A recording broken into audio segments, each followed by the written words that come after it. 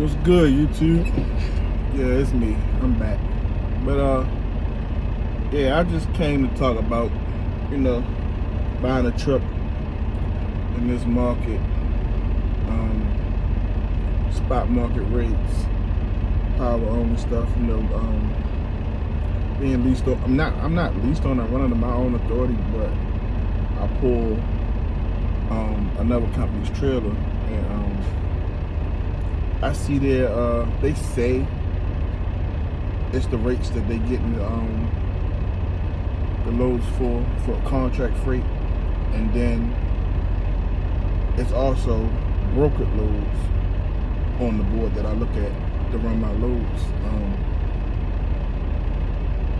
In a way, I kind of don't believe it's their contract, the rates that they get in the contract rate for. I feel like they take some money off of it before they post them up there, but they may not. They might be upfront, but to me, it seems like it does because I'm not gonna say that because I see some rates that's $6 a mile.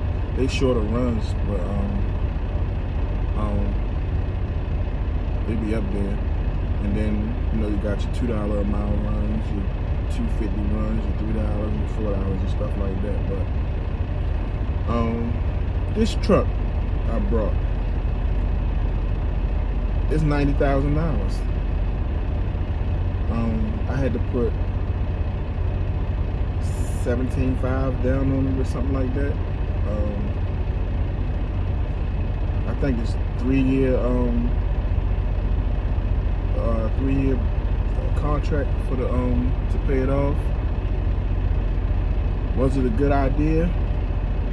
$90,000 truck, 700,000 miles when I got it.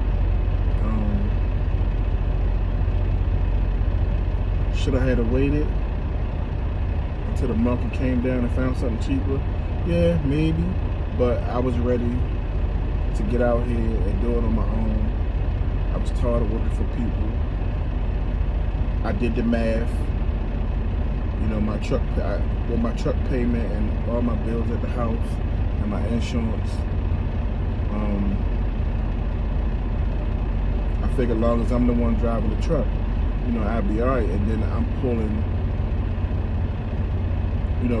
I don't have a trailer payment, and I'm pulling another company's trailer, and their freight, hopefully it stays steady and the contract rates stay up above $2 a mile. I should be okay. Would I recommend somebody go buy a $90,000 truck that got 700,000 miles on it? Probably no, I wouldn't. But the reason why I did it was because the truck had engine work done to it. They redone the bottom end, the rods, the main burners, and all that stuff. So now, I figure as long as I get my oil changed like I'm supposed to, and stay up on top of the engine and stuff like that, that I should get 1,000,000 miles off the truck before it needs an overhaul. I'm hoping anyway. I really don't know. I don't really know too much about trucks. I'm a truck driver. I've been driving for almost 12 years, but I brought a truck once before, back in 2017, but I got sick and then I had to let it go. But I was just ready to get out here and do it again. Is it a such thing as a good time to get in to the trucking market? I would say do your homework, do your math, figure your cost per mile, know what you're going, the least amount that you can run for, and go off of that. Try to get the truck as cheap as you can get it. Make sure you get maintenance reports and stuff on it.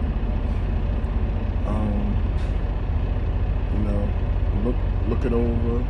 Get a mechanic to go with you. Check it out. A lot of things that I didn't do, I recommend that you do. I need to really get into, understanding engines and, everything about the truck and how it works and stuff like that or whatever. So I don't know what's going on with it, and nobody ain't just getting over on me and stuff like that. But, I got the truck back in the end of June. I've been running since July. I made some money, but as quick as the money was coming in, it was going out, and I wasn't really running like running. I would run some, then take off and go home and be home for weeks at a time. But I don't have a $90,000 truck that I gotta pay for and insurance and stuff like that. So I'm ready to get to it, get out here and get to running, get some revenue generated, some money in the bank, because I brought the truck and I don't have no breakdown money, no money for an engine if it need to be rebuilt or nothing like that. I'm out here on hope and a prayer, being totally honest. You know what I mean? But I figure as long as I get out here and I run, and God willing the truck don't give me no major problems, I can make the money and be able to take care of the problems that need to be taken care of when they need to be taken care of.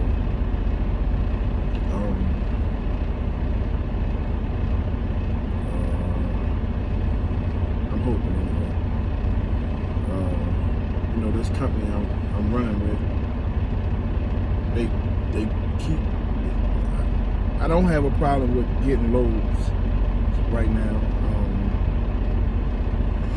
I pretty much go where I want to go unless, a load cancel or something like that, or I'll run behind and I got to replane and go back on the load board and find another load because I got held up at a receiver or something like that, or a shipper, and that puts me behind on my next load or whatever. But for the most part, that rarely happens. It just happened to me the day before yesterday. I picked up a load out of Kentucky, out of facility, and but on the Raycon, it said they had from 5 p.m. to 11:59 to get the load ready. Well, the load didn't get ready until 12:45. And I had to be in Georgia the next morning. Well, I had up until 12:01 that night till 11:59 the next night to deliver the load. It was a drop the hook, but I got held up when the load got ready, and I was 8 hours away, and my next pickup after that was 200 miles away, and I had to be there by, it was in Alabama, and I had to be there by 1 o'clock, 2 o'clock or something like that, 2 o'clock I think. So, my capacity coordinator, he said that he think they might want to reschedule. It was a good paying load going out to Minnesota. Then I had a good paying load from Minnesota going over to New York. I would have did about a little over 8,000 for the week. And since I had to replan now, I did almost 7.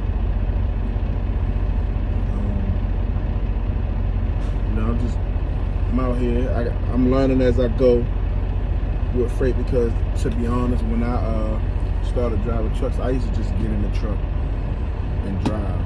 I leased the truck from Swift before, and I didn't go about it the right way. I wasn't into paying attention to fuel prices and trying to get fuel cards to lessen my fuel price or nothing like that, or being strategic, and knowing my cost per mile and things like that. I figure I'll just get a student, and I train him and make sure he can know what he's doing and stuff like that. And I didn't just turn him loose and be like, okay, we're going to run teams now. If I didn't feel comfortable with him or her, you know, the way they drove and stuff like that, there was no running teams. But I just figured I would make my money like that or whatever. But you know that I stayed there for about 2 years, and then I went back company.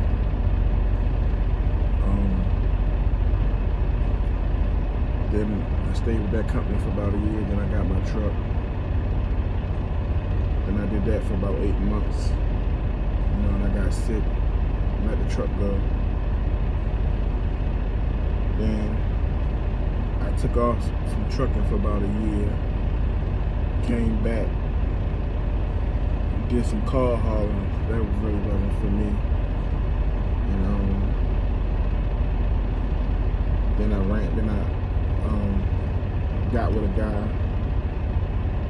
around my area.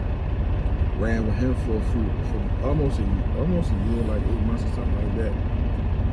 Found out about Hirschbach. Decided to go to Hirschbach. Left that guy. He got mad because I left to go to Hirschbach, but because I was going to do another lease at Hirschbach, you know. He got mad, and right when I had left him, my name came up for a random drug test. So he said, I'm gonna put you down for a refusal. Basically because I left and I didn't want to drive for him no more. So I had that on my record. So I got hired on with Hirschbach, took a drug test, passed it and everything.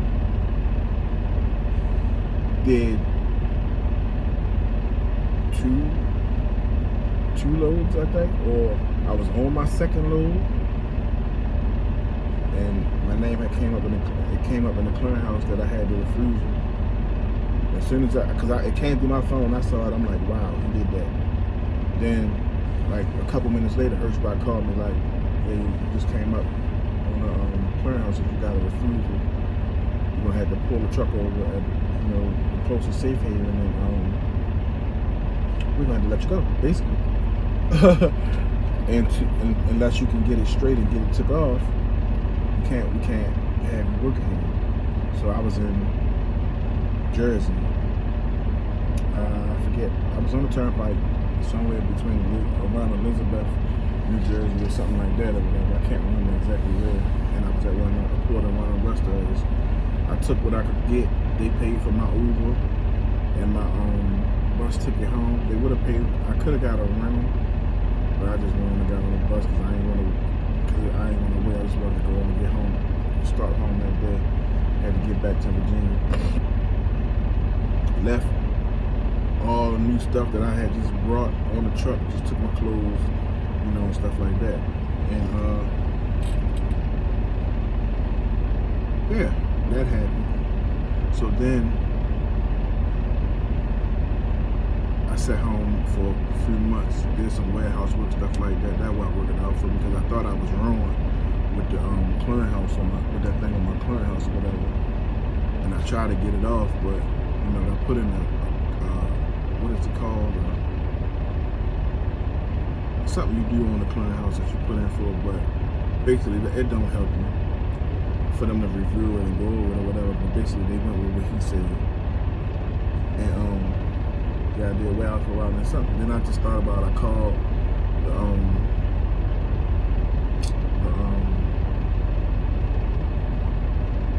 I can't even remember what it's called right offhand. The SAT program, in my area, and if I asked them what did I need to do to be able to get back in the truck, she basically told me I just need to come in and get evaluated. The guy will find out if I need to take a class or not. Well, I would basically went to the class either way. It just determines how many hours you need to take it if you on stuff like that or whatever. So he put me in a class. I only had to do some minimum hours. I think I did. It took me like a week to complete. Had I known it was that simple, I would have done it as soon as it came up on my clearinghouse or whatever. So took my, completed that class, took my return to duty analysis, and found a company, that guy that I was trying to work with before that's, around my area or whatever. And he hired me on, paid me good money, 65 cents a mile. He started me out with 52 cents. A week later, he raised it to 65 cents. I stayed with him for a year, and I just was like, man, I'm just ready to get back out here. I knew the truck market was high, you know. I mean, the market for trucks was high, and you know, the freight rates weren't all too good or whatever. But you know, these was the same rates that when I had my truck in 2017, I was hauling for the spot market rates, you know, 250 and stuff like that or whatever. These rates was the same in 2017 that they are now. So, I said, F it, told my wife, like, let's do this. So, got the truck or whatever. I'm out here riding. I said I'm getting ready to put, get in, really get down to it or whatever to generate some revenue for the truck, so I can make sure I got money for maintenance and all that stuff like that, because I don't want to get, put out of business. I should have, worked for the guy that I was working with a little longer and made some more money.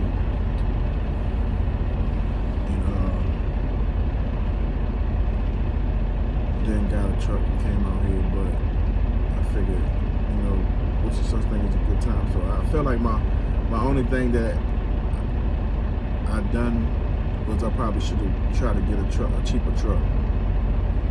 But it's a good truck. I had some minor repairs done to it when I got it from the place that I got it from. But the engine, it don't hard idle or nothing like that. It was no leaks. It's a DD15. It's an automatic. It get good fuel mileage.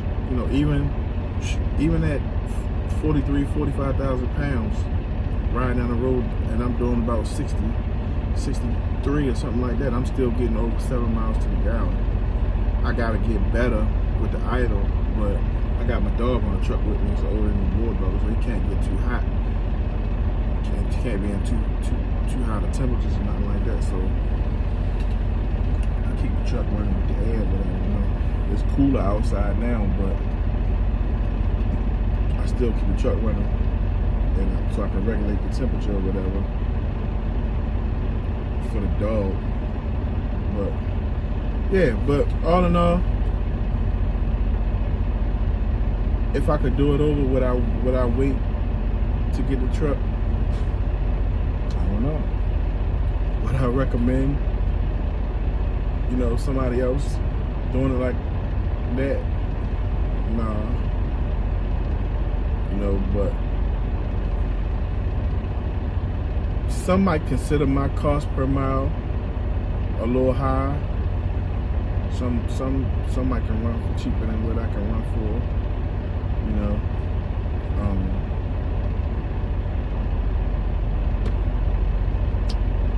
70.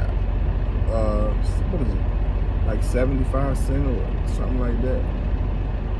I can run for. That's my break even, but that's without fuel. If you add fuel in, it's like $1.35, $1.40, something like that.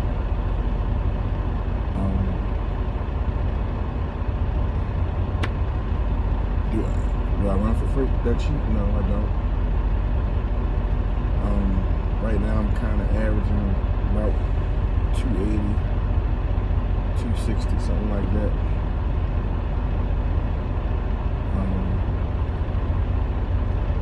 But yeah, that's pretty much what I just came to talk to y'all about. It's probably the longest video I've done. I can't believe I talked so long. That's another reason why I made this YouTube channel, because I don't really talk a lot. I'm just in this truck driving all day long or whatever, and I'm not a real big talker, but I need to learn to start talking more, and communicate with people and stuff like that. But that's neither here nor there. But yeah, y'all be safe out there on the road. I'll get back with you.